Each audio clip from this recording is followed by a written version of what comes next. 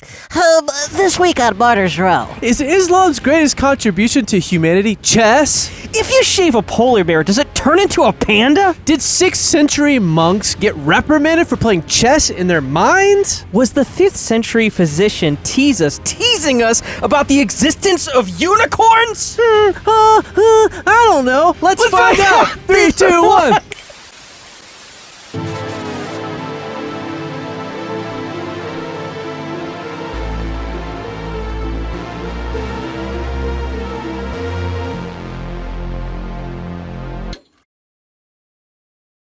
Saint Tudrig, king of the Britons, having forsaken his earthly crown, withdrew himself unto prayer and the service of God near the river Wye.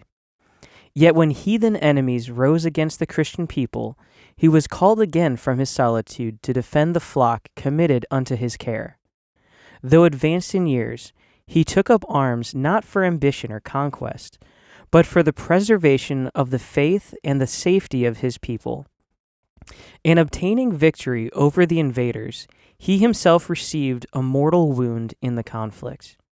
Being carried from the field, he exhorted those around him to remain steadfast in Christ, and shortly after yielded up his spirit. Thus Tudrig, who had first offered unto God a kingdom, afterward offered his very life, and was remembered among the faithful as one who counted not his own life dear in the defense of Christ's people. Anno Domini 630. Hey, Paul. What's up, Stephen? Hello. Hello. And welcome to Martyr's Row. Stephen. WQLS. martyrsrow.com. Wait, what? / Yes. Yes. 3 S's. Say yes. Say yes. To the That's a lot of things on the backslash. Yeah. Oh, forward slash. / HTML. / say yes to the dress / WQRS. .html. Yeah. If you have any questions. Yes. You can go to martyrsrow.co.uk.com. We own them all. All the ones that cost 1 cent. It's a .com, but we wanted to reach a UK audience. At this point, you can just, on your remote, just say Martyr's Row, and we'll be there. Because we're answering the question, how can I listen to this podcast? Yes, In the middle of the podcast that you're listening to. That's why we're here. It's a question we see in the comments all the time. You're welcome. In the middle of the episode. You're welcome. Here we are. How do I do this? Don't worry, you will find us soon. And if you have found us, welcome. Welcome. We're glad you're here. Take off your shoes. Leave on your pants and jacket. Unless you're in public. No, take them off. But leave on your pants and jacket. Yeah, that's true. Yeah. If you want to destroy but if your dogs are barking. Not the song segment. I do love a good sweater. Yeah. We know. We know. Collectively. Yeah, that's true. I have a question for you, Stephen. Okay. Stephen. Question. It's a Ask Stephen questions kind of day. Let's do it. Yeah. I'm here for it. Do you like, when you think of like... Do you like... I don't know why I said it that way. I was going to pivot mid-word. Do you like... Excuse me. I have a question for you. Do you like... pardon me. All right, so what's the question, Paul? I was trying to think of how to ask it, but I guess I was going to ask Do it like this. Do you like... when you think of... classic board games. Just thinking of the last episode. So, Mary. Queen Mary. Queen Mary. Bloody Mary. Do you guys like playing like board games? Like the classic games? Who are you talking to? You. Like you and the people around you. You big board game people? No, not really, but I like playing them. Yeah. I used to more with my siblings. Okay, that's fair. Yeah, but Yeah. I don't really very much anymore. Yeah. Because you find yourself like, what's like the, like backgammon is one of them? Okay, that is a game. Or like any like... Never played that, though. Really? Yeah. Okay, it's kind of fun. Or like chess? Big chess guy? No. Really? Played a lot of checkers. Okay, checkers is fun. I like chess. Yeah. I never put any time into it. Yeah, same. And you have to Yeah. to play chess. If you want to be any good. Yes. I feel like not putting any time into it is great if the other person also has not. Correct. Yeah, Yeah. that's true of everything. Yeah. You have more fun doing whatever you're doing if you're on the same skill level of the other person. Yes. Yeah. Yeah. Unless they're a little bit better and you want to learn, That's true. then that's beneficial. Yeah. but then if it's they're not about having kind, fun. Yeah, but if they're not kind, then it's not really that it doesn't great. matter how good they are at anything. Yeah. Yeah. That's fair. Yeah, chess was one where there was actually a period. Do you remember the show The Queen's Gambit? I do. It's a great show. Yeah, it was pretty It was wild. fun. And actually that one was like, I was like, oh, maybe I'm going to start playing chess. I Just think for a lot of fun. people said that. They totally did. Yeah. There's a lot of people downloading chess. Fair. So Yeah. I was one of those people. Okay. And I was like, oh, this is actually kind of fun. And then I was like, yeah, but I don't really want to put that much time into it. Yeah. And I just stopped. Chess online. Yeah. Yeah. But it's interesting because chess is an old game. How old is it? Well, so glad you asked. How old is it? So chess was invented in India Okay. around the 6th century AD. AD. Yeah. Okay, so around the time Islam started. Yes. And they're actually the ones who spread it. No way. Yeah. Are you serious? Yeah, you read ahead. No, I didn't. So it entered. But that's like that time period is I mean, that's like the Byzantine Empire. Yeah. Yeah. yeah. Which actually, there's a crazy story about their downfall, even, but that's for another time. Yeah. For another opening. Yeah. Has to do with the Knights Templar. Stay Interesting. tuned. Interesting stuff. Stay tuned, you Knights Templar out there. We got a show for you. I don't know why that's the If theme. you want to destroy VeggieTales. Oh, actually might be. Yeah. Well, I don't know. Yeah. Okay. Sounds like something they do. So Muslims spread chess. Yeah. The chess disease. So if you're a Muslim out there, chess is your heritage. Yeah. Is that a weird thing to say? I don't know. I have no clue. Yeah, it is a conquering game. Yeah. So yeah. And fair. so it actually entered medieval Europe mainly through the trade routes from medieval Europe. medieval. Okay. Medieval. The medieval times. Medieval Europe during the 6th century AD, Yeah. during the conquest of the Ottoman Empire. No? I'm pretty sure it's Byzantine. You're correct. Yeah. Okay. You're correct. Not because I know different, just because you said it so confident. Yes. I think Ottoman is Persian. I think so. Yeah. These are things. Those are words. And the you can Byzantine look Empire was things around and for use a long things. time, too. That's true. It's crazy. But yeah, so it was through the Islamic world and the Byzantine cultural contact. Interesting. Yeah. Interesting. And then so by the 10th to 12th century, Okay. it was widely known among nobility, spread into monasteries and clergy circles, and it became a prestige intellectual game. That's so that's problematic. If it's going into monasteries, then they are not spending time in solitude and prayer like they should. You know what? You're not the only one who thought that, No way. because there were There was a great reform. a lot of monasteries that actually put bans on them playing chess. Yeah, you have to. They You're supposed to banned sit chess. there. You're supposed to sit there and do nothing. Yeah. They're like, what if I do a little chess? Oh, come on, play chess. I just want to play. No, keep whipping yourself. Pray more. Stare at that wall. Don't think about chess. Well, the problem too with chess is you Yeah. can play chess in your mind, like the Queen's Oh Gambit. yeah, that's true. So she would play whole rounds of chess in her mind. How do you manage that? So you're saying there's You're a just seeing whole era of time where all of the monasteries were Not full all. of no, all of the monasteries were full of monks who were playing chess in their minds because it was banned. They're just like, They're like, move the king to A4. check. That's a chess thing, right? Checkmate. Like, that's a beautiful song. The guy, the other, like the master monk, is Bishop like, hey, stop it! I hear what you're doing. C7. Stop playing takes chess. your pawn. They're doing their daily hymns. They're like, this is not a psalm. Pawn 4 to queen 7. That's nothing. Good move. You got me. Amen. That's how they end. That's how they end their game. Oh, that's awesome. And what's interesting too is because chess, the rules to chess now are different than they were originally, Okay. and they've evolved over time. It's all the monks' And fault. so, which is funny because it actually took longer to play chess than it does now. Makes sense. And so it could take like half a day to play one game. Well, that's how things work. Technology moves things forward. That's true. We're like, let's speed this up. Yeah. We got to streamline this game. We got to put time limits on this. Fair. Which, That's cool. makes sense. And so actually the root of the issue Okay. was actually distraction was one of them, Yeah. but the other part of it was gambling. Oh, that also makes sense. Yeah, and because they used to play chess for stakes, not like the meat.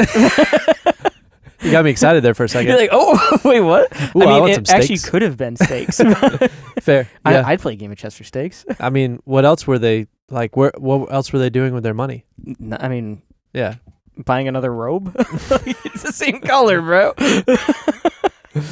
Why are you naked? I lost all my robes. Chess is banned. Okay, no more chess. That's it. Amen. So, and actually, because of the gambling aspect to it, Yeah. they just kind of lumped it in with dice games. Oh, fair. And so they're like, yeah, all those things, not good. Fair. And so, yeah, monasteries held to strict time structures, and chess could disrupt those routines by consuming too many hours and encouraging competitiveness. Okay. So the monasteries is where all the time limits started to play in? Yeah. That's interesting. Which, so it's interesting because, so chess became like a moral concern Fair. for the early church. It was distracting. Well, not the early church, the medieval church. But are we talking about Christian monasteries or are we talking about Islamic monasteries? Christian monasteries. Oh, so the early church fathers. Yeah. Well, a few hundred years later. And they're like, The early church fathers Father, are more forgive like me my sin. 300. I played chess today. It's like, that's an unforgivable Father, sin. forgive me for my sin, What for have I you have done, my played son? chess today. You're going to hell. 300 Hail Marys. Please purify my thoughts of these chess moves. Amen. Like, I hope you like purgatory because you're not leaving. Yeah. Well, okay. So chess. So, yeah, I thought that was kind of interesting. It is very interesting. It never would have guessed that chess would be that controversial. It's also interesting that like it came up with the rise of Islam and it was a problem for Christian monasteries. Isn't that just typical? That's wild. So if you haven't played chess anytime soon, Good, you're a good Christian. don't. 3, 2, 1. They tried to bury what they couldn't explain.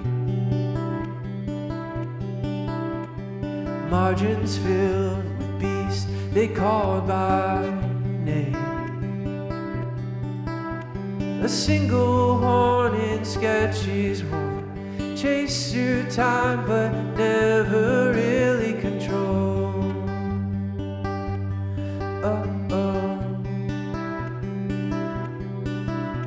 They called it myth to keep it out of sight, but truth survives the longest night. Called it myth to keep it out of sight, but truth survives the longest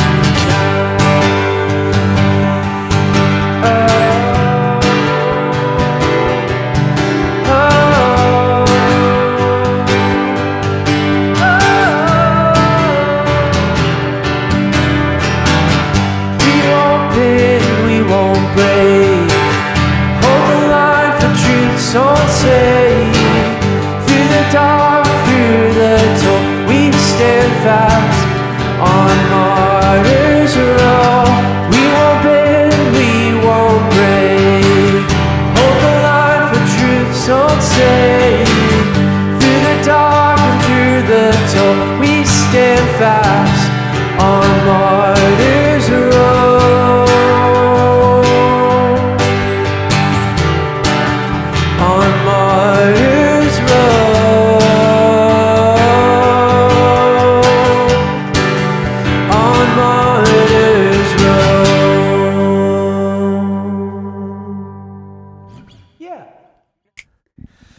What's up? We're back. We're back, and we are back on Martyr's Row. Yes. Continuing what we've been talking about. Yes, which has all been great stuff. Beautiful. It's the best work we've done so far. Song, beautiful song. Music to my ears. Love it.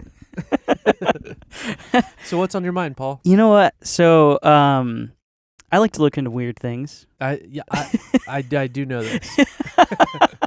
As do I. Yeah. There's a lot of weird rabbit holes I find myself on. And so, actually, I want to ask you a question. Okay. I may not have an answer. That's fair. Yeah, that's fair. I won't be silent, though. You'll give a response. I will. It may just be unintelligent. Nah. An intelligent non-response. Yeah, exactly. Okay. As long as it fills air. Let's do it. Okay. So, you know how a lot of, we have, state birds? Yes, we do. So, a lot of countries will have, a state animal. Okay. Like different countries. Different countries. Okay. And Well, I know, China has, they do it based on the calendars. Well, that's for, their zodiac. The year of the, Okay. blah, blah, blah, blah. But I'm pretty sure, theirs is a panda bear is, their national animal. The national. Okay, that makes sense. I might be wrong about that. That's a total guess. I wonder who comes up with these. That's a good question. Some random committee. Yeah. Sorry, you ask your question. No, yeah. But it's along that line. Okay. And so there's one that stood out to me that was really interesting. Okay. And so I want to ask you is, do you know what the state animal Country. or the country's animal Okay. of Scotland? Do you know what Scotland's The animal is? national animal of Scotland. Yeah. What is the national animal of Scotland? I have a guess. Okay. Is it Nessie? It's not. You're on the right track, though, honestly. That's a great guess. Where is Nessie? Isn't Nessie in That's Scotland? yeah, that's in, yeah. Phew, they missed an opportunity They there. really did. Well, Or it might maybe have they started didn't. earlier. Okay. It's yeah, a bizarre one. a bizarre one. Yeah. Let's see. What are these Nordics up to? They're not really Nordics, I don't think. Well, it all trickles down. I mean Nessie. You're would on the be- right path with that idea. Well, and to be fair, Nessie's one animal or beast yeah, true. versus it being something that's more prevalent as a species. Yeah. So species of, I don't know, gnomes. Can a gnome be That would be amazing. We should do an episode on gnomes, the actually. national animal of Scotland? Yeah. Gnomes. Makes sense. It does. We should do an episode on gnomes. That'd be so much fun. We should. Yes. But unfortunately, that answer is incorrect. Okay. So the correct answer is actually unicorns. Unicorns. Yeah. So another non-thing. Yeah, which is wait, that's weird. That's kind of weird, isn't it? But unicorns are not non-real, right? There are horned horses, at least at some point, right? Don't we have skeletal? Well, that's kind of a lot of those. There was actually a guy who's kind of funny. He put together a bunch of stuff and he's like, yeah, that's a unicorn. And you look at it, it's has no neck. And by stuff you and mean it's bones. just yeah. Yeah, a bunch of bones. And they're like, is that real? He's like, nah, I made it up. They're like, yeah, that's what I thought. Makes sense. Yeah, I don't know. So there's no, okay. For some reason I thought there were remains of something. Okay. I don't know. Yeah, it's kind of strange. As So- far as I know, I don't think there's any skeletal remains that we found. Okay. So then why are unicorns a potentially fictitious animal, Yeah. derivative of presumably a horse, That's a great question. maybe a predecessor of the horse? Yeah. Why are they the national animal of Scotland? It's actually just a drawing. Someone's pointing at it. And they're like, oh, it has a horn. Like, no, I'm pointing at it. It's a picture of me pointing at a horse. Just cut out the rest of the body, leave the Yeah. finger. Like, yeah, it's a unicorn. Well, but then, okay, but it has to be a species, because America is the bald eagle, Right. but those are real. Yeah, we can see. I've seen them personally. Yes, yes. Stay away from them, but you can see them. Yeah, they're pretty dangerous. It's crazy. Yeah, you can get in a lot of trouble for that. That's also true. Yeah. So why the unicorn? That's a great question. Thanks. And instead of answering that right away, Okay. I want to pivot us to something else that's weird. Okay. Okay, I let's just do wanted it. to open you up with that. Let's do it. Just like, that's a weird thing. Let's Do you do know it what then. else is weird? What? Is that in the King James version of the Bible? What was that? That's a callback to our last opener. Okay. The Geneva Bible. But what were you? That was my allegiance to the state and to God. Yeah, that was like a Sammy Sosa. It was like, heart, kiss. Well, you have to Send go it. side to side. It's the cross thing. I don't do the cross. I skip. Okay. It's just me to the Lord. Fair. Okay. So Yeah, the King yeah. James Yeah, has unicorns it in it. mentions the word unicorn is used 9 times in the King James Bible. The word unicorn. Yeah. Okay. Read it to me. I would love to. I have read the King James Bible. I'm going to turn myself up. Okay. Yeah. Check, get check, loud. check. Get loud. Yeah, let's get a little louder in this. So the first passage that we see this is Numbers 23:22. Numbers 23:22. And That's it, confusing. and it says, this is all in King James, so Bear with us. bear with us. God brought them out of Egypt. He hath, as it were, the strength of an unicorn. The strength of a unicorn. Yeah. Huh. Interesting. And then we have Numbers 24:8. Okay. Didn't take too long to come back to that. No. Same general area. Yeah. Says, God brought him forth out of Egypt. He hath, as it were, the strength of a unicorn. He shall eat up all the nations his enemies, and shall break their bones and pierce them through with an arrow. Why not with a horn? With his arrows. I know. And I pierce guess it's them kinda through like- with the horn, of which It's he sharp has like an because arrow. he is a unicorn. Okay. And then we have Deuteronomy 33:17. Okay. And it says, his A glory... little earlier. A little earlier. His glory is like the firstling of his bullock, and his horns are like the horns of unicorns. With them he shall push the people together to the ends of the earth, and they are the 10,000s of Ephraim, and they are the thousands of Manasseh. Huh. Okay. So this is the third example. Yeah, and there's still more to go. So wait, so what, why? Is the Yeah. King James the only translation that mentions unicorns? Well, that's a great question. Okay, good. I love it. I was hoping it wasn't a question you didn't have an answer That's for. a dumb question. So my next point. Moving on. Let's just edit that out. That's awesome. So, we'll actually walk it from like current all the way back to the Hebrew Okay. translation Oh, okay. or Hebrew text. Starting from King James? Actually starting from even modern, because modern, like the English Standard Version, or even the New King James, doesn't use unicorn. Okay. And so the word that they actually use is wild ox.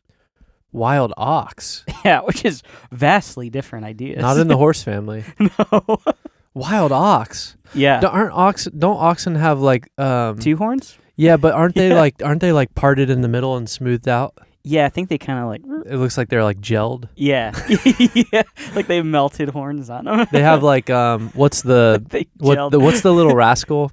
Alfalfa? Alfalfa. Like how he's how he's like parted and then it's like slicked down. Yeah. That's kind of what their horns are like. Yeah, it's true. Except for the slick is like the horns. And then they go. That's what. Yeah, Yeah. they kind of... Yeah. Yeah. So what is? But I think even that one that they're thinking of, I think it did have like 2 straight horns. Okay. This particular ox. This particular one. Yeah, which we'll talk about that. How do you get from to you? Okay, walk us back the etymology. Yeah. So that's where our modern translations, English translations, would translate it as wild ox. But then we have the King James, which translates to unicorn. And then before that, we have the Vulgate, Okay. which used unicornus. Unicornus, Yeah, like a cornucopia. like a cornucopia. Yeah. A cornucopia of Delicious unicornus. treat. Yes. Could I have one cornucopia of unicornius? Oh, excellent choice. Sorry, sir. We only have Tastes like oxen Fruity here. Pebbles. Tastes like fruity pebbles. That does make sense. Yeah. Okay. Yeah. And then before that, we have the Septuagint, which was the word monokeros. Okay, so the Greek. Yeah. Monokeros. Monokeros. Okay, so we're going King James, which is proper English, back to the Vulgate, Mm-hmm. which is Latin. And then back to Septuagint, Which is the Greek. Okay. And then if we bring it back to the Hebrew text, the word there is re'im. Re'im. Yeah. Which sounds a lot like unicorn, doesn't it? Well, the first thing that sticks out to me is the R-E Yeah. at the top, Yeah. which usually doesn't end well. I mean, they were vicious creatures. But Usually in Hebrew, if it starts with R-E, it's not. it's like, oof. Yeah. Yeah, like Rehoboam. Yeah. Like the Rephaim. Exactly. It's like, ooh. Yeah. It's not great things. Yeah. It's not So great. these are vicious creatures. Yeah. So the way that the passage is. Mighty warrior animals. Yes. Some could say beasts of the field. Potentially. Okay. Yeah. So like you're saying, like their descriptions there are strength, wildness, Okay. Yeah. horns, and inability to domesticate, and dangerous power. Because we see that the inability to domesticate, that language in Job, Okay. which actually I'll just read that one. We didn't read through all of them, not like we need to, but that one is. Oh, interesting. Job mentions unicorns? Yeah. So it's Wild. Job. Then 4 of them are from the Psalms, or 3 of them are from Psalms, and then another one from Isaiah. Okay. So we actually get 2 of the 9 references are in Job. I feel like if you had asked the question, hey, the word unicorn is used in the Bible, where do you think it is? My guess would be Psalms. Yes. Because I feel like that makes the most sense. But you're saying it's only referenced twice. 3 times in the Psalms. 3 out of 9. So a third. Yeah. That makes sense. But it's still like, wait, hold on, but these other ones talk about it? But also the Psalms is kind of where we get more detailed description of everything. Yeah, that's true. So it makes sense. Yeah, it's not unsurprising. It's not. But But Deuteronomy and Numbers? it's like, wait, hold on. Yeah. That's weird. That legitimizes it. Yeah. Now it's real. Okay, so Case closed. tell me about the Well, let's get into that in a second. Okay, I want to read the Job passage first. Job passage. Passages, I guess. Since Unicorns. It's a couple of verses. And it says, "Will the unicorn be willing to serve thee, or abide by thy crib? Canst thou bind the unicorn with his band in the furrow, or will he harrow the valleys after thee? Wilt thou trust him, because his strength is great, or wilt thou leave thy labor to him? Wilt thou believe him, that he will bring home thy seed and gather into thy barn?" So this idea of like, yeah, you're not going to get it to do what you want ever. Right, so it's a beast that cannot be tamed. Yeah. That is, so kind of an individual beast that is wild and has very strong features. Yeah. Makes sense. Yes. So like strong as an ox. Yeah. So that's the Yeah. evolution of it, it seems like. Well, yeah, because there's some very strong, especially in here, like textual evidence Okay. where modern translators get the idea of this is actually a wild ox and not a Okay. unicorn. Yeah, how do we get there? Because it feels like, okay, so at some point, in the origin, it wasn't unicorn because it wasn't English. Right. Yeah. And then we slowly get to unicorn, and then it evolves out of unicorn into wild ox. Yeah, which is totally different idea. Did you happen to look up what the Geneva Bible says? I didn't actually. Okay. That's it. That would be interesting. Keep to see. going. Let me see Okay. if I can find it. Yeah. Oh, I should have done that. What's the Job passage? It's Job 39:9. Okay. Job 39:9. All right, keep going. And so the questions revolve around that we see in this Job passage, these Job passages, is that it's talking about serving humans and agricultural use. Okay. And so typically if you think like a horse-like creature, you don't think of them like plowing fields. Sure. So that's where some of their ideas came from. Okay. Where they're like, well, hold on, actually, it doesn't make sense that a horse would be plowing a field. That's fair. Yeah. Yeah. And so it's like, yeah, that doesn't really seem to make sense. Yeah, but that's kind of a speculation based off context. Yes. Like that's a big leap it is to go. It has to be a beast that people have tamed, Yes. but that's like an adjacent species.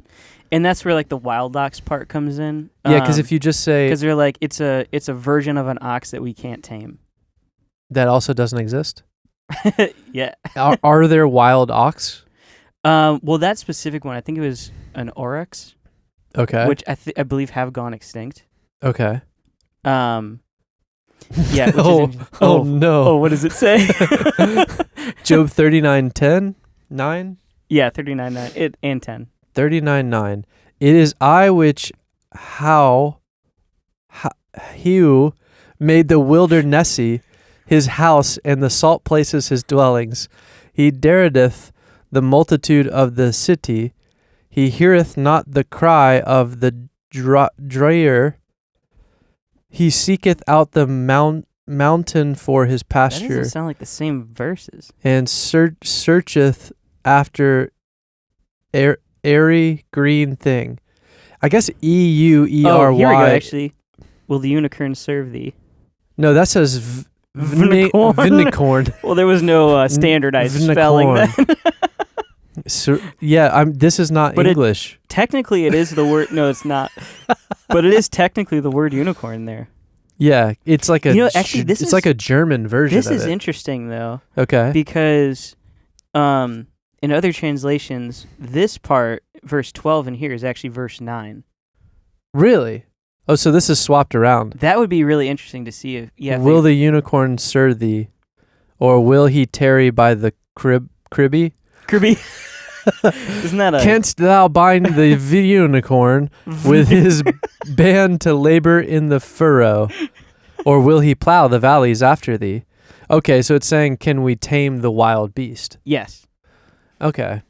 Yeah, which is it's an interesting idea. Look, I just read the Geneva Bible. That's not clearly in modern English. And I got the context of what it meant. They use letters willy-nilly. Yeah. Wild. They're like, yeah, that's a V. I've never seen unicorn spelled that way.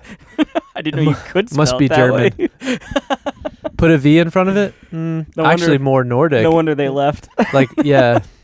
Well, where is Geneva? Anyways, I'm asking you questions you don't have answers to. That's fair. That's amazing.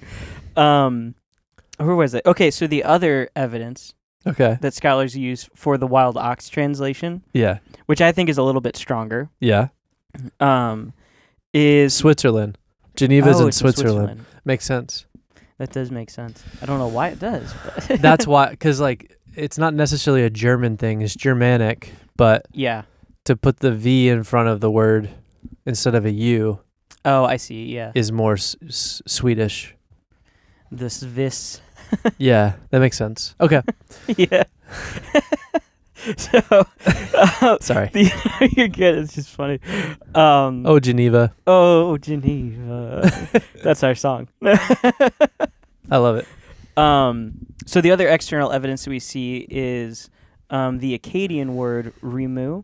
Okay. Which means wild bull or wild ox. Wild bull or wild. Okay. And so Akkadian and Hebrew are related Semitic languages, and Re'im and Rimu are phonetically similar. Okay, so Akkadian would have been more of a, like Mesopotamia? Yeah. Okay. Yeah. And so they're saying like, oh, these words are actually like very similar, so it means wild ox. Gotcha. But here's the interesting thing. Okay. Is that there are words in every language that can sound similar, but carry vastly different meanings. This is a term called false friends. Okay. And so, for example... They sound similar. They're not necessarily spelled similar. Sometimes they're spelled exactly the same. Okay. Yeah. So, for example, in Germanic languages, speaking of which... Yes. which we have like English, German, Dutch, and Norwegian. Right. We have the word gift in English. Okay. Which means present or offering. Yes. But in German, it means poison. Oh. And it's spelled and pronounced pretty much the exact same way. Really? Yeah. Huh. And like, oh, well, that's kind of weird. That is weird. So it's like, oh, wait, so the fact that these two words are phonetically similar, does that actually mean anything? Because they could mean totally different things. I see what you're saying. But so here's the part where it's like you say that, and then the scholars are like, oh, time to study. Yeah. And so the difference here is that the Semitic languages are unique because they are built on a strict system of 3 consonant roots, and words don't just sound similar by accident. They follow rigid, predictable mathematical formulas as they morph between languages. Okay, so the Semitic language is a little bit more rigid. Yeah. There's a lot of rules that they don't break. Right. Makes sense. Yeah, so they're like, oh yeah, they're actually like very, very similar. So looking back on it, and when it says the name in like the RE name, yeah. what was it again? Ra'im. So that wouldn't mean something else. Cross Semitic languages. It's like it'd be very unlikely that it would. Yeah. Yeah. Okay, that makes sense. Yeah, and so the root for this animal we have is RM. Okay. In Akkadian, this root consistently yields Ramu. In Hebrew, it yields Ra'im. And across all of these sister languages in the exact same geographical region, this specific root never shifts meaning to something completely different. Like we have the example of like poison and present. Yeah. In Semitic cognates, which is what they're called, the root is consistently associated with wild bovine or large horned animals. Oh, okay. So it's just large horned animals. Yeah. That are wild. And it typically puts them in like a bovine family. Okay. Yeah, so a wild beast with horns. Yeah. I mean, that makes sense. Right. But how did we get to unicorn? And that's the weird part. Wait, Because what's the first one that uses unicorn? Did you say that the Vulgate does? well, in the Septuagint is where we get the monokeros, Okay. which means one horned. Correct. But it's like, oh wait, hold on. So like, it seems like in the original it's talking about something that has multiple horns potentially. Potentially. So are it's we like, saying that? where did they get that idea from then? So Septuagint. Yeah. Okay. So So like the next one. so that's fair. Yeah. So then the apostles would have read a mono-horn, a single-horned Yeah. beast. Yeah. Wow. Okay. Yeah, and it's kind of interesting. So then there must be a single-horned beast. well, so Unless mono is referring to a pair, a single pair, yeah, which again is like adjacent. right. It's like that implies a lot.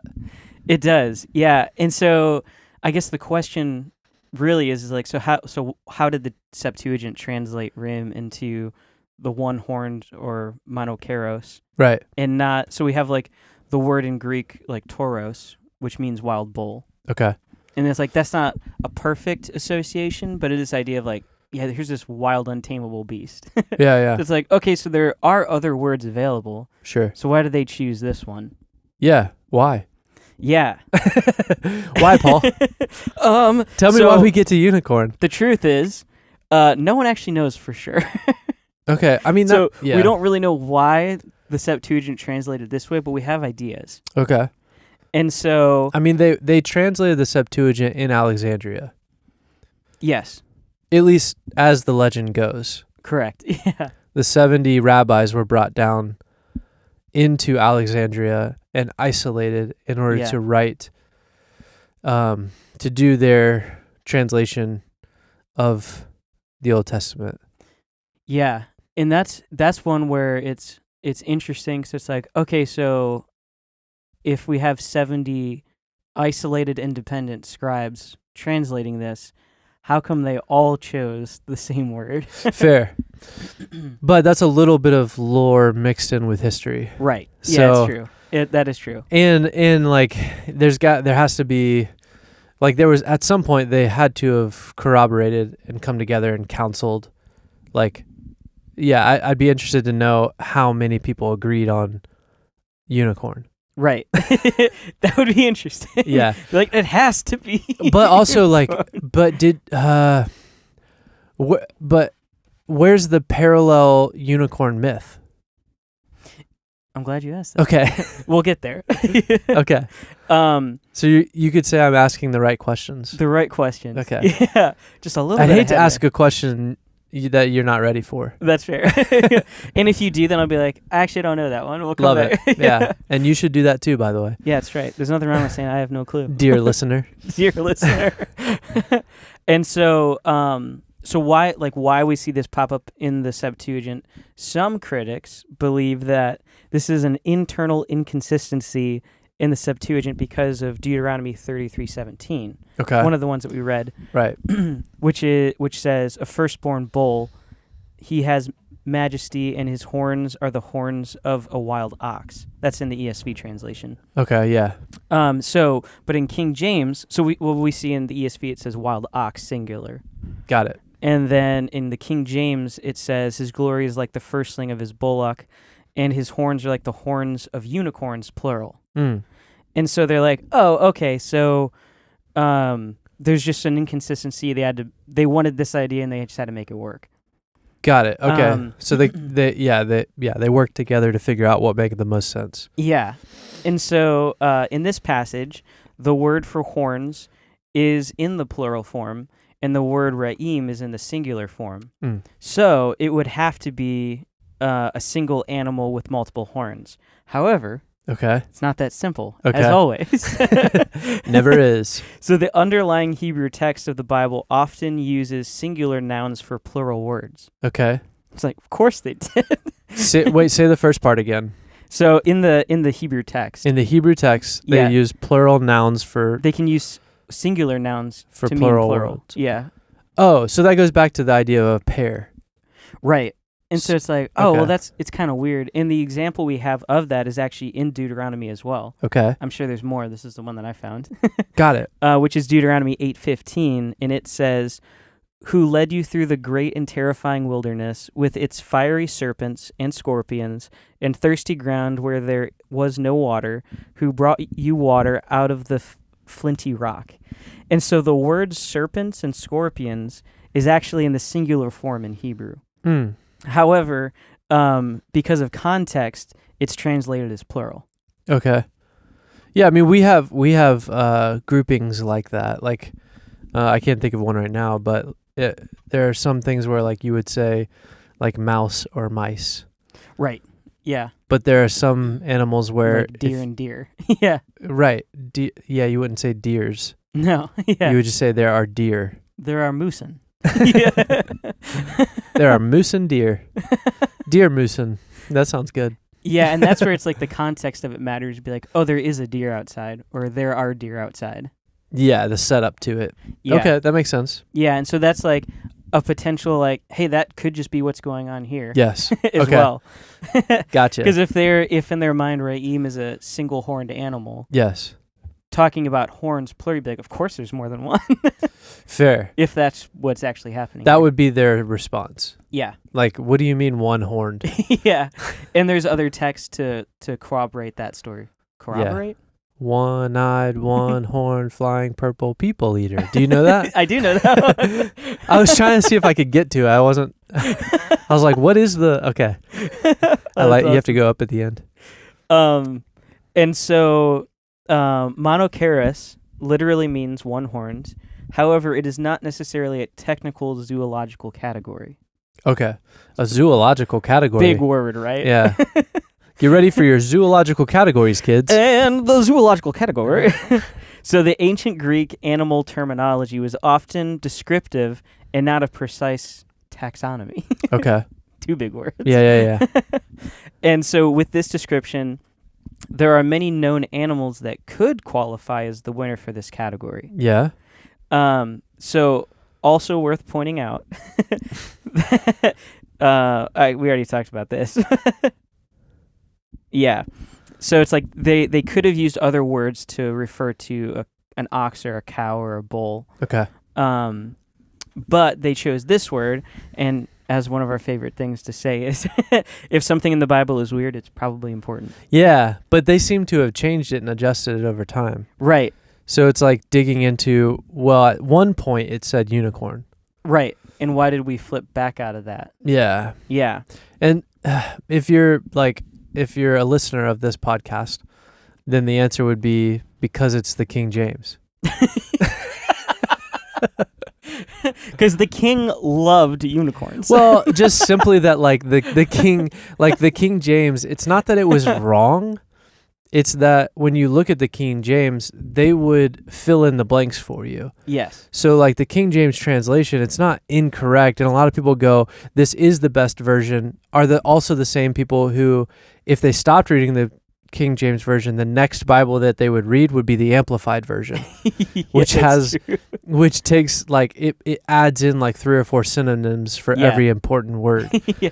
Because that's what the King James is doing. It's going Mhm. like, hey, this connects to this, but before you get there, we're going to imply it here Yes. so that Don't miss it. we make these connections for you.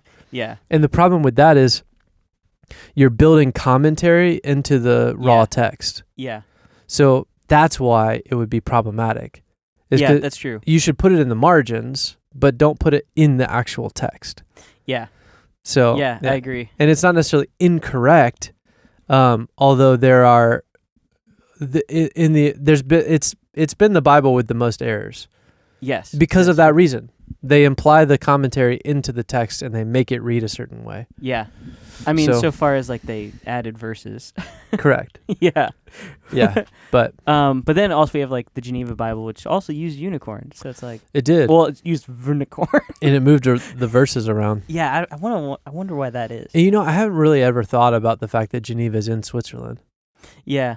But like Geneva, Switzerland, like that's something that I've been I like guess I have heard that. correct. Yeah. But I don't ever think of the Puritans in America with a Geneva Bible coming from Switzerland. The Swiss Army knife in their pocket. Yeah. Yeah, I mean, probably around the same time, right? The printing press and the Swiss Army knife. Yeah. I think it's the same thing. Same guy. Yeah. There was Mr. Swiss or Mr. Army knife. Mr. Cheese. Mr. Cheese. That'd be more Minnesota. That came later. Wisconsin. Mr. Swiss met Mr. Cheese, and the rest is history. Blah blah blah. Blee blee blah. Take out some holes here and there. Oh yeah. Oh, that's great. So So unicorns. there's a few possibilities Okay, that people like to put forward of like, why did the Septuagint do this? got it. And so one of them is a real one-horned animal tradition. Okay. So ancient Near Eastern and Greek writers had traditions about one-horned beasts. For example, Teezus in the 5th century BC. Teezus? I know, it's wild. It You sounded should like see how it's spelled. It sounded like you were saying tease us. Teezus. Okay. Or like playing around with Jesus. Yeah, it's spelled Ctesias okay. and pronounced Teezus. Okay. I don't know. Teezus. Don't ask me how. Okay. Go for it. Yeah, he must What have, did Teezus say? He must have been French. That would make sense. Some wild stuff going on with the French. Yeah, it's true. So in the 5th century BC, he described an Indian beast with a single horn. An Indian beast with a single horn. Yeah, a beast from India. I'm not sure if that's racist or not. Continue. We'll have to bleep that. Yikes. So he says this in his work Indica. There are in India wild beasts. Okay. He didn't use that. Which are as large as horses and even larger. Their bodies are white, their heads dark red, and their eyes dark blue. Oof. They have a horn on the forehead, which is about a cubit and a half in length, which is approximately 28 inches. He was using cubits? Yeah. Teezus was? Jesus. Teezus' preferred metric was cubits. It was just little blocks he carried. Is that where tease us comes from? I wonder, actually. Yeah. Are you teasing us? Are you teasing us? No, I swear. It was a cubit and a half. The horn. tease us. Okay. Blue eyes. Are you sure? No one has a blue Did you say eyes. red head? Yes. Like Yeah, the hair. Dark red. Dark red. Well, Yeah, that's problematic. their head was. Okay, but not the rest of the Crazy. body? No. It's weird. So white hair on the body, Because the red bodies head, are white dark red head, and a white body. and a white body, and then blue eyes. Yeah. Feels like a drawing my kid would make. It might have been, actually. Yeah, he uses cubits. And the horn at the base is snow white. The tip is sharp and crimson. And the middle part is jet black. Whoa. Pretty bonkers. Sounds like a popsicle. A delicious one. Yes. That's a lot of colors. Okay, that's Yeah. probably where we get like the rainbow. The rainbow, yeah. Yeah, I think so. Because you're going, what color were the hooves? Oh, he didn't specify. How about the tail? He didn't tell us about that. So Just made it glitter. guessing they're white. There's just glitter and rainbows. He's like, I don't have to tell you that though. Okay. So Tesus, when was Tesus? 5th century BC. So, whoa. Yeah. Okay, so Yeah. before the Septuagint. Correct. Yeah. Okay, so before the Septuagint, which was like between 2 and 300 BC. Yeah. 200 years before that, Tesus, where was he? He went to India. He went to India, but where's he from? I think he's from Greece. Okay, also makes sense. Yeah. So a Greek man went to India and he saw a beast that was white-bodied, don't know the color of the hooves, Redhead. dark red hair, Yeah. with blue Blue eyes, and then a horn that started white, turned black, and then went back red. To crimson. Yeah. Okay. It's like a real deep red. Yeah. Crimson would be like a blood red, Yeah. which is, okay. It's crazy. These colors don't really match very well. No. Like if I was going to, okay. Which would make it horrifying. I guess you could adjust the shade of them and it would make it, yeah. Yeah. And he's saying that That actually, you know what the that size of horses are bigger, Okay. which is crazy too. But you know what that actually kind of sounds like? It sounds like whatever this beast was had just killed something with its spike Which could have been. Yeah. and then has red and black and like running down its white body. Yeah. Which is possible. makes sense. Yeah. I Yeah. could see that. Yeah.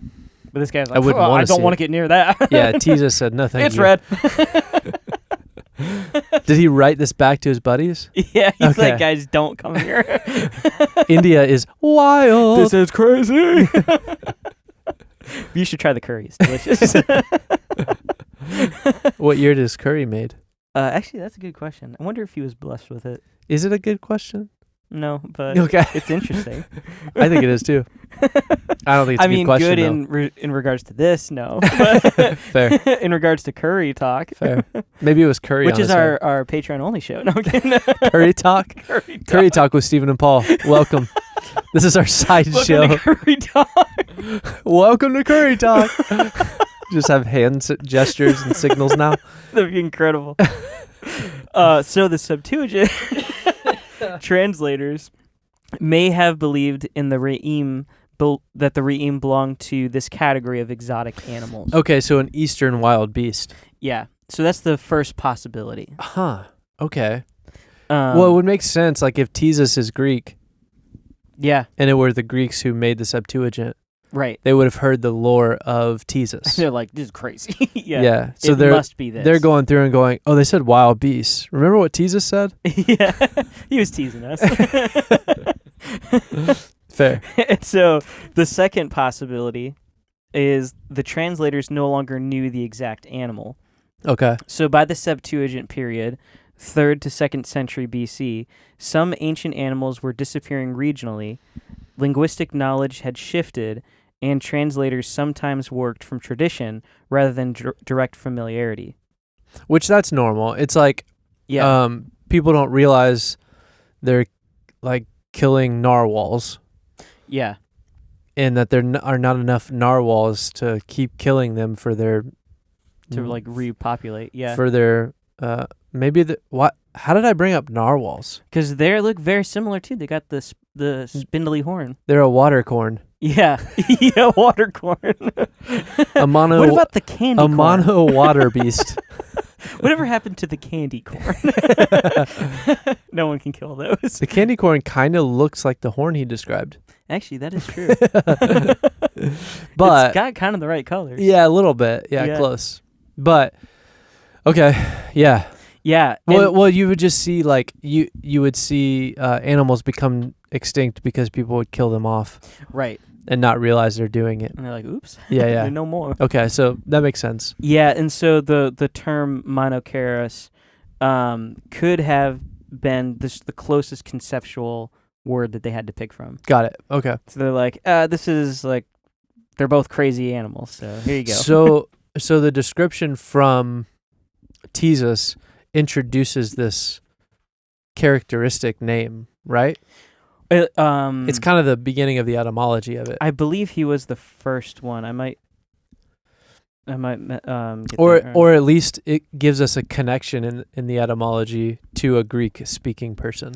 Yeah, because we to actually describe we this. see several writers talk about this Okay. creature that they called the Monoceros. Okay. In that same era? Around the same time. Yeah. Got it. And so for that's just kind of the earliest known written that we have using that word. Yeah. Or like those kinds of descriptions. Okay. And so yeah, and so the second idea and why they picked that is they didn't actually know what Raim like was specifically referring to creature wise. Okay. And they're just like, well, this is a crazy animal that we know today. So Yeah.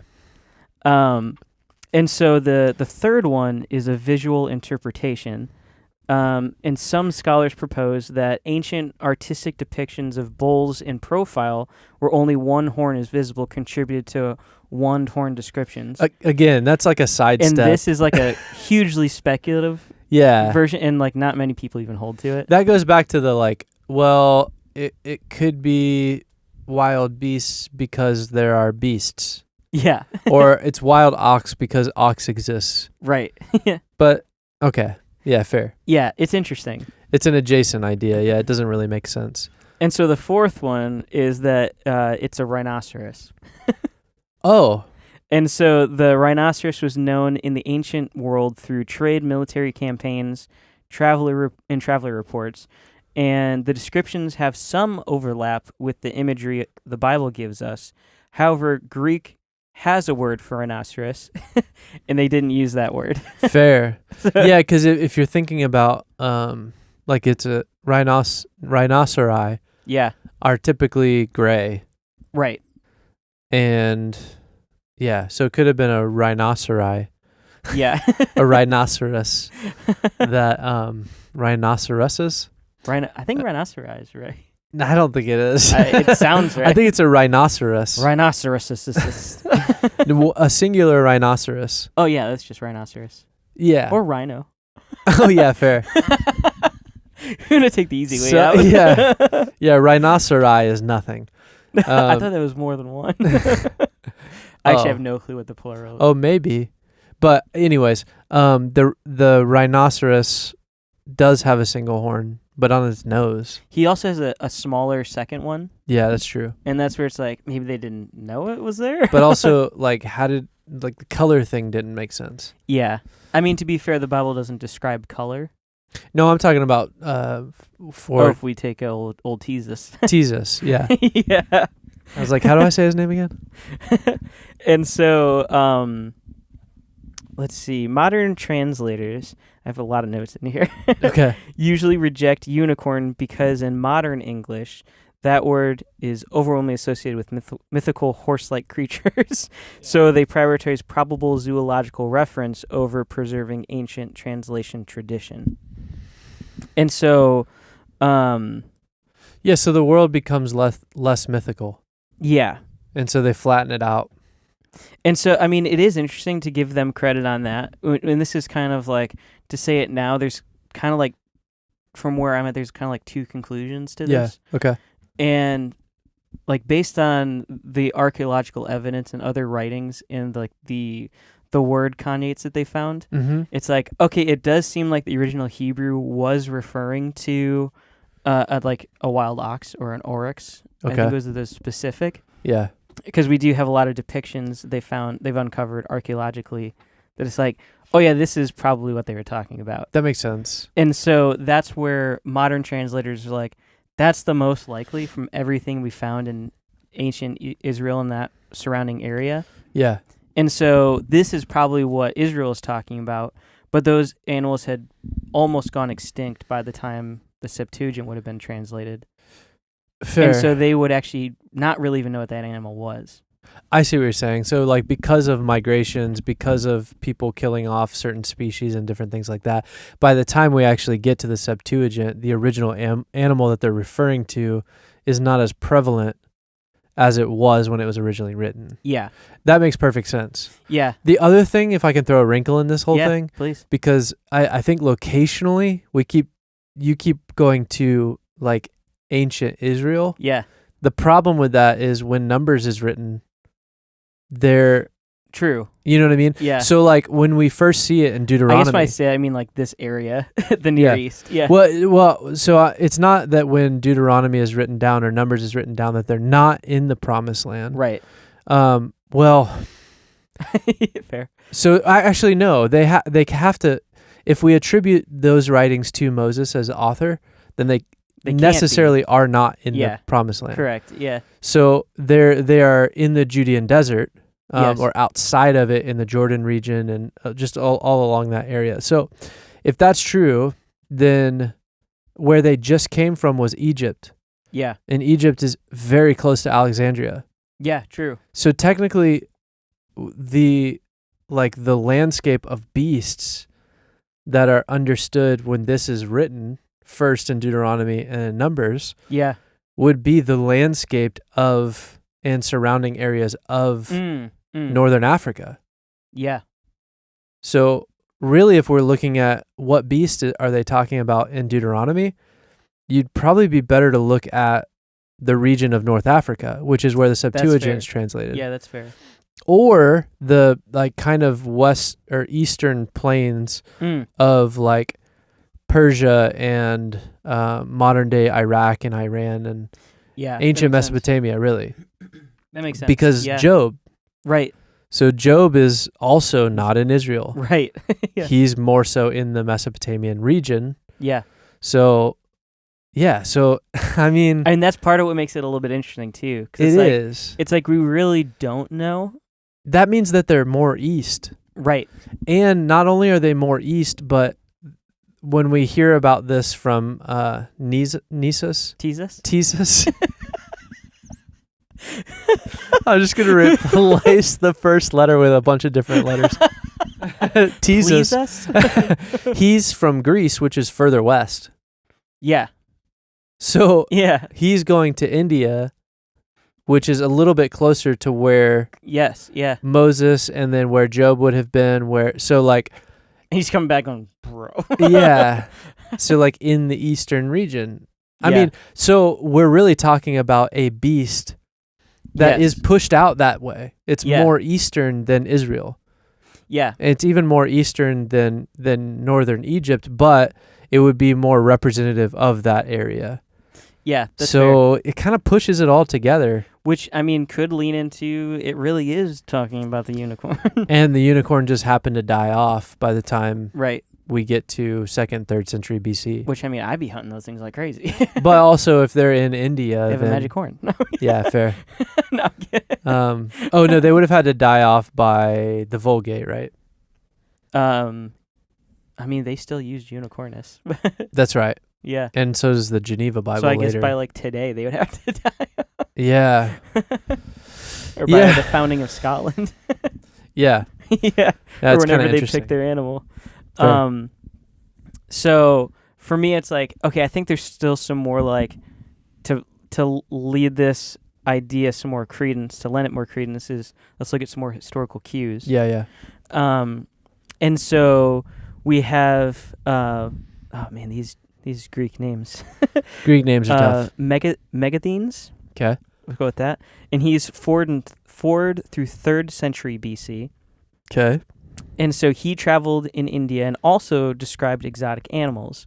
Fragments of his writings describe strange horned beasts, enormous wild animals, and creatures unfamiliar to Greeks. And he helped cement the idea that India was home to bizarre animals. Okay. And then we have Pliny the Elder, who's 1st century AD. Okay. And he describes a creature called the Monoceros in Book 8, Chapter 31 of his Naturalis Historia. And he says, but that the fiercest animal is the Monoceros, which we would say unicorn. Okay. Which in the rest of the body resembles a horse, but in the head a stag, in the feet an elephant, and in the tail a boar. What? And has a deep bellow and a single black horn 3 feet long projecting from the middle of the forehead. Is this not Ezekiel? No. Okay. They say that this animal is impossible to capture him alive. So this is like a Bigfoot. which is kind of crazy. It sounds like a it sounds like a exactly. It sounds like a cryptid. It sounds like a interdimensional being, or an abomination that's still around.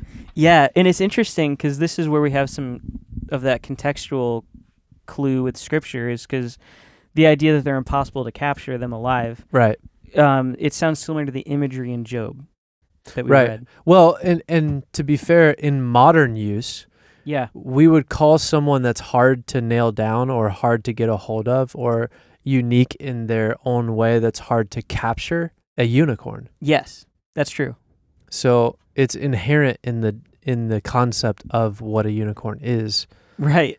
Yeah. That's interesting. Which could have been just traditionally passed down, which actually it was. Yeah, it would have been. Yeah. Yeah, because that idea stretched all the way into the medieval age. Right. And through on. And so what's interesting about this with Pliny the Elder, though, is, where did I lost it?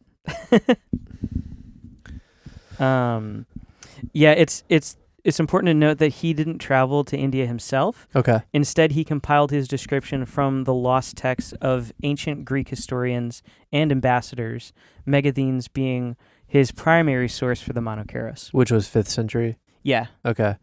So that's around the same time as 3rd and 4th century BC. Okay, so just after. And so he was 1st Jesus. century AD. Yeah, just after Jesus. Which is pretty interesting. It is. It means that there's a tradition being handed down from a couple of generations. And what's also interesting about that is how they're talking about it. Because, I mean, his book that Pliny writes is Naturalis Historia, which is just history of natural life. Yeah. And so it's like, so he's talking about these like they are legitimate, real things.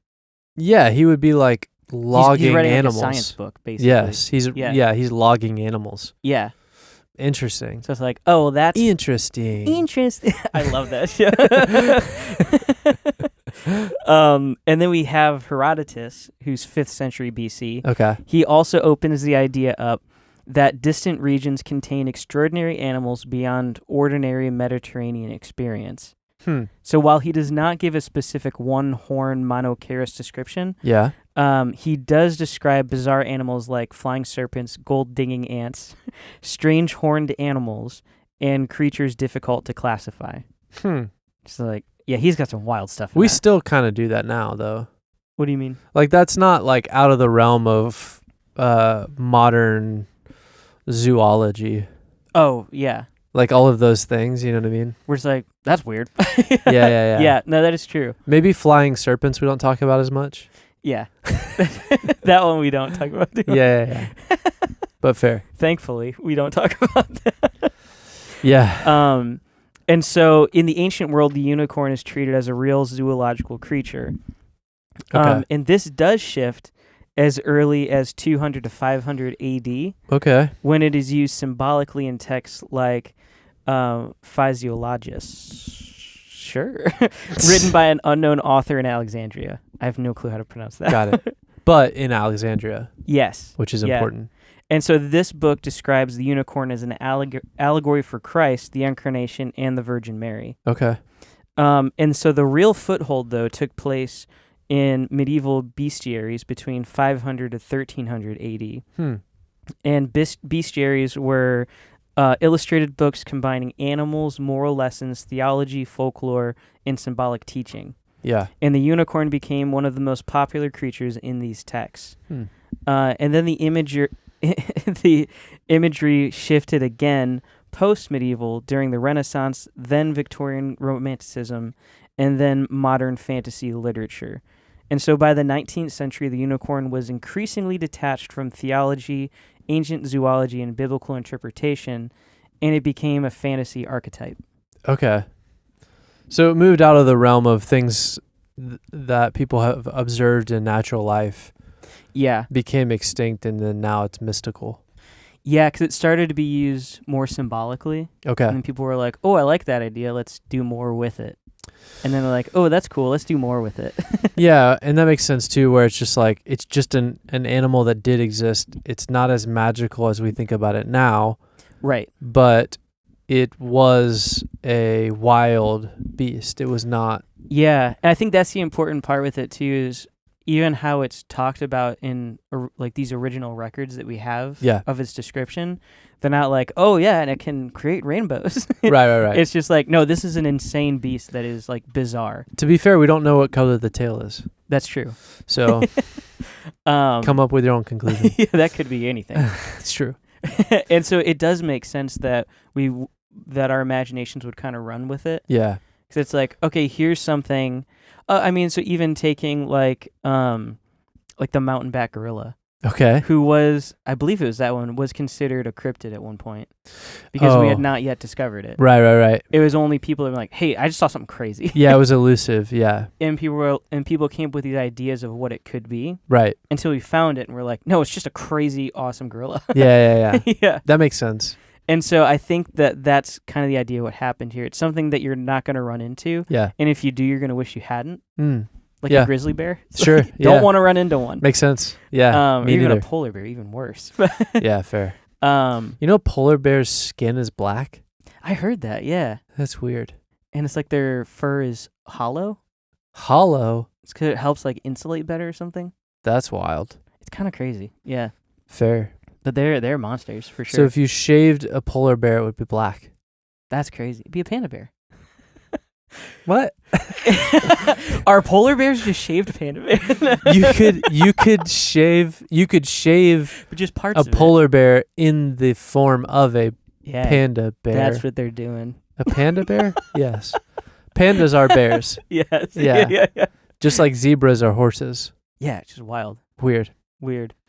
The same thing. You could paint, like, if a horse was white Yeah. and its skin was black, then you could shave a horse to look like a zebra. Right.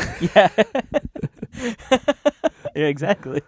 Okay, so And so I think that's where what's interesting is because I think in modern scholars' terms, yeah, they really lean into it's a wild ox idea. got it. And there's a lot of backing behind it where it's like, okay, I can see why you came to that conclusion. Yeah. And it's obviously the safest conclusion to come to. Right. But then it's like, yeah, but also we have a tradition where they didn't translate it as a wild ox. Yes. But what's interesting about it is to be like, oh, they just made a mistake or whatever. It's like, maybe they weren't talking about the same thing that the original Hebrews intended. Right, because the animal doesn't exist anymore. Right. Yeah. But at the same time, they're talking about another animal that we consider to be fairy tale now, Yes. but was actually, it looks like it could have been real. Yeah, And so that's where it's like, it's kind of an interesting twist in this topic it is. where it's like, why does the King James use unicorn? Right. It's like, well, because that's what the Septuagint did, and unicorns they believed were real. Yes. And it's like, well, why do modern scholars translate it wild ox? And it's like, well, because when they look back, they see that the ancient Hebrews were probably surrounded by these wild oxes. Yeah, Wild or oxen. something that was more adjacent to a wild ox. Yeah, They may even have looked back and been like, we don't have this animal, yeah, but I think we have something like it. Let's look back and read what Teases talked about. right. Well, and at the same time, it's like the descriptions that we have of the monoceros. Yeah. There's some range in how it's described. Yeah. Some people get a little bit more specific. It's Mm. like, it really could have just been that's what they're talking about, but Right. it's so monstrous. They're like, I don't know what that is. Yeah. Yeah. I mean, that's even what Herodotus talks about, where he's like, to our minds at his time, Yeah. he's like, I don't even know what to do with these things. Yeah, that's fair. Some of the creatures that he witnessed, he's like, yeah, I don't even know how to categorize them. Yeah. And it could very well be that the ancient, this is all speculation. Mm. It's like it very well could have been the writers in Hebrew were like, I don't know what that is, but maybe it's a cow. Like, Yeah. Maybe it's a cow. it's That's big awesome. like one. Yeah, fair. That's interesting. So, unicorns, Yeah. something like it must have existed at some point, but probably not as mystical and magical as we thought. Correct. Yeah. It just, because it was an elusive wild beast, it became a magical idea, Yeah. which then transformed into fairy tales. Right. But the beast that is listed in the Septuagint, the Vulgate, and the King James is not the magical version. Correct. but a tangible wild beast that probably did look something like the magical unicorn that we know Yeah. today. Yeah, Maybe it looked a little bit more like a rhinoceros. could be. That one guy said it has, The feet of an elephant. yeah, that's pretty wild. Kind of wild. So did unicorns exist and are they in the Bible? Yes. Yeah. 3, 2, 1.